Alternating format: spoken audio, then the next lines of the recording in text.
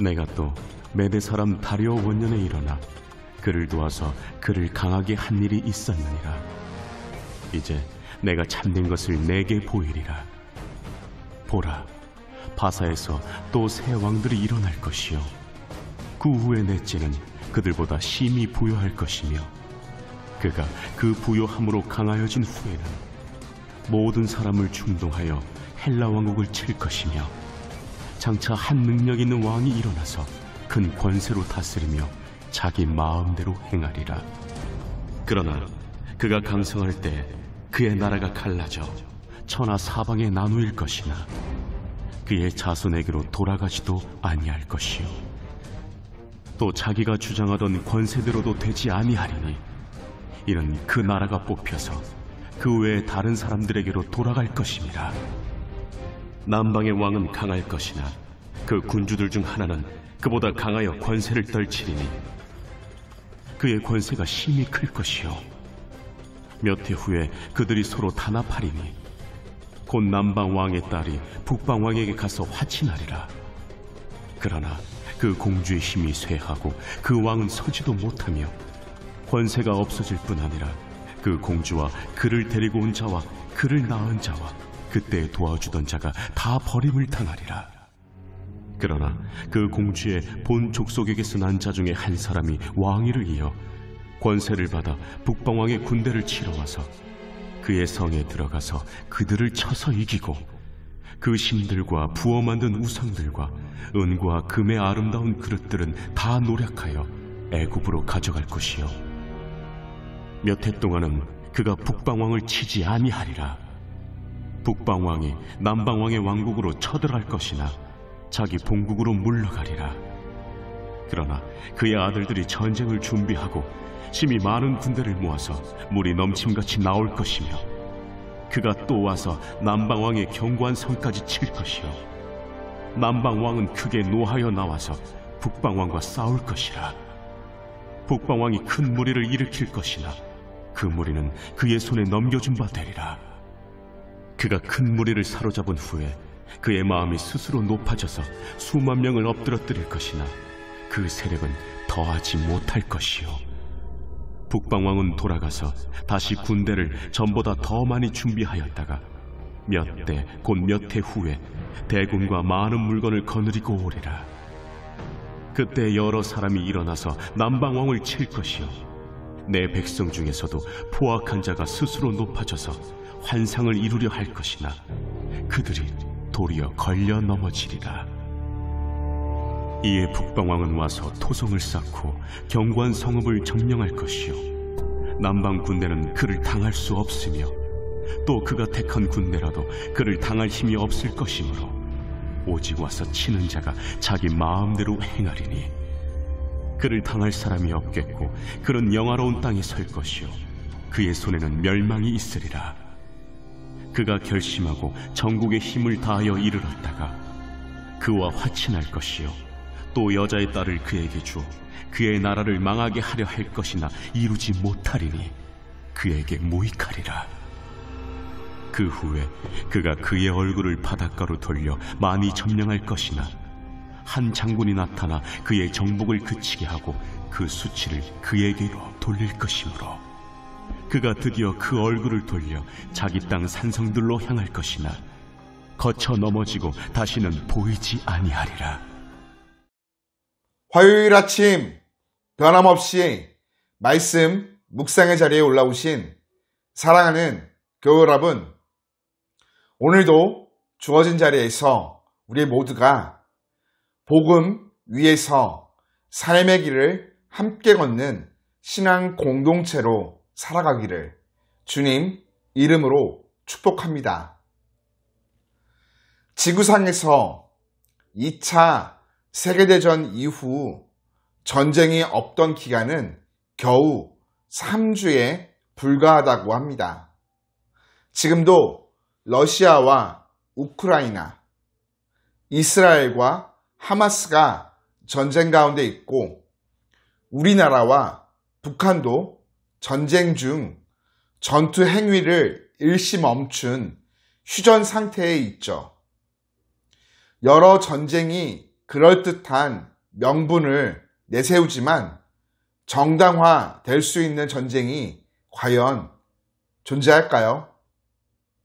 권력과 영토를 더 차지하려 하였던 제국의 역사는 피비린내 나는 전쟁의 역사라고 말해도 과언이 아닐 것입니다. 자기 확장의 역사이지만 동시에 상대방은 물론이며 자기 자신에게 상처와 아픔을 안겨주는 자기 파괴적인 역사인 것이죠. 오늘 우리가 묵상하는 본문 말씀도 세상의 권력이 계속해서 다투게 될 것임을 예언합니다. 다니엘은 1절이 기록하듯 메대 사람 다리오 원년에 예언을 받게 됩니다. 바사 제국에서 나올 위대한 왕들과 헬라 제국에서 나올 왕들에 대한 내용이죠.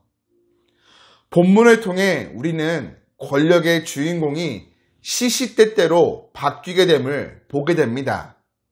1절부터 2절까지 말씀은 바사 제국이 헬라 제국을 칠 것이다 예언하지만 3절 이후 말씀은 알렉산더 대왕이 이끄는 헬라 제국이 모든 나라를 다스리게 될 것이라고 예언합니다. 권력의 주인공이 하룻밤 사이에 바뀌고 또 변화되는 급박한 모습을 보여주는 것이죠.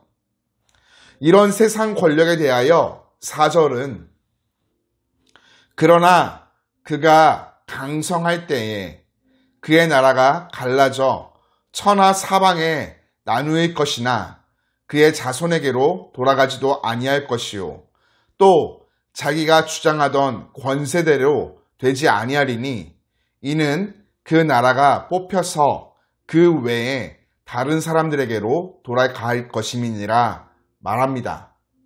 아무리 강력한 권력을 가진 왕이라 할지라도 영원토록 권력을 지킬 수 없다라는 것이죠.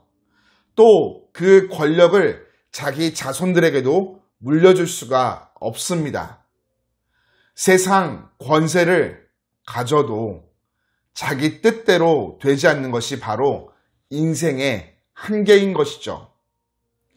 한계를 가진 인생을 바라보며 우리는 그들로부터 나오는 세상의 지혜가 믿을 수 없음을 깨닫게 됩니다.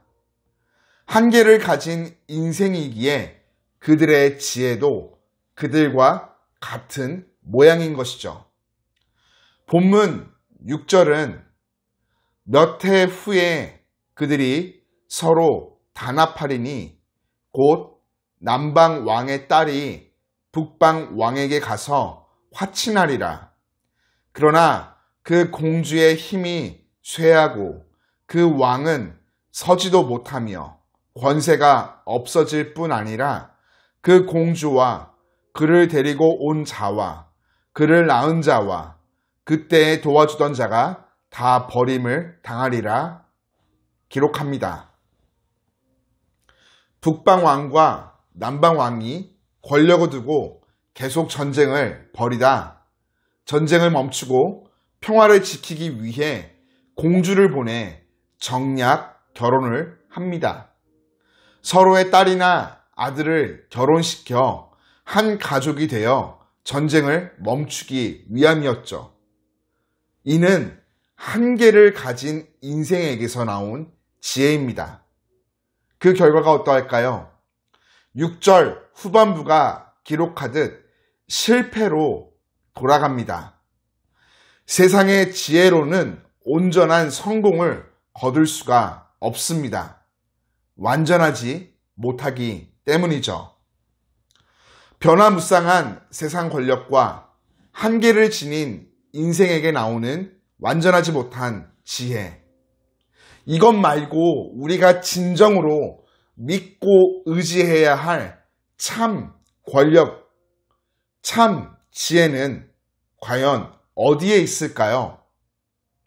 바로 만물을 창조하시며 섭리 가운데 다스리시고 통치하시는 하나님께 있습니다. 하나님의 아들 예수님께서 갈릴리 호수의 주변 언덕에서 많은 무리에게 하나님 나라의 가르침을 전하셨습니다. 마태복음 7장 24절을 통해 나의 이 말을 듣고 행하는 자는 그 집을 반석 위에 지은 지혜로운 사람 같다 말씀하셨죠. 예수님께서 말씀을 마치시자 무리들이 깜짝 놀라며 마태복음 7장 29절을 통해 이렇게 고백합니다. 이는 그 가르치시는 것이 권위 있는 자와 같고. 그렇습니다. 하나님의 아들, 즉 하나님이신 예수님은 권력과 권위를 위해 전쟁을 치르지 아니하셨고 지혜를 드러내시기 위해 정략 결혼 같은 세상적인 방법을 이용하지도 않으셨습니다. 하나님 말씀을 있는 그대로 선포하시고 전하셨습니다. 하나님의 말씀 안에 만물을 창조하시며 섭리 가운데 다스리시고 통치하시는 하나님의 권위와 지혜가 오롯이 담겨 있기 때문이죠.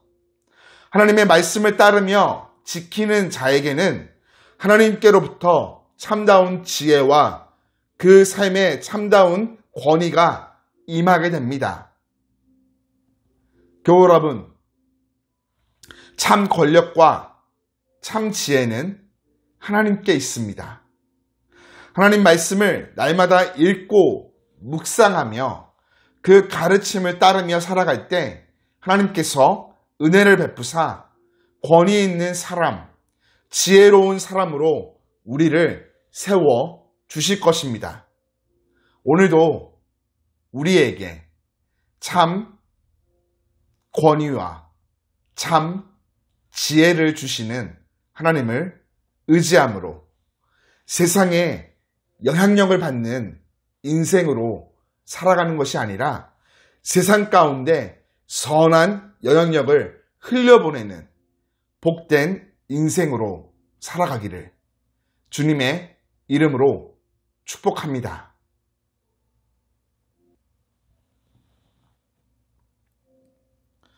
모든 만물을 말씀으로 창조하시고 지금도 섭리 가운데 지키시며 다스리시는 살아계신 하나님, 새롭게 시작된 오늘 우리의 모든 시간을 하나님께 온전히 드리며 하나님의 능력 아래에 맡겨드립니다. 변화무쌍한 세상 속에서 살아가며 말씀을 통해 세상 권력과 지혜가 얼마나 허무하며 어리석은지 깨닫게 하여 주심에 감사를 드립니다. 하나님의 자녀로서 오직 참 권력과 참 지혜가 하나님께 있음을 고백하며 그 권위와 지혜를 은혜로 구하오니 말씀을 통해 내 삶에 역사하여 주사 하나님으로 말미암아 서 있는 모든 자리에서 참으로 권위 있는 자, 참으로 지혜 있는 자로 하나님께 영광 돌리게 하시고 선한 영향력을 흘려보내는 축복의 통로된 인생 살게 하여 주옵소서. 특별히 깊어져가는 이 가을 우리의 몸과 마음을 강건함으로 지켜 보호하여 주시고 삶의 모든 자리를 친히 돌보아 주옵소서. 예수님 이름으로 기도드립니다. 아멘.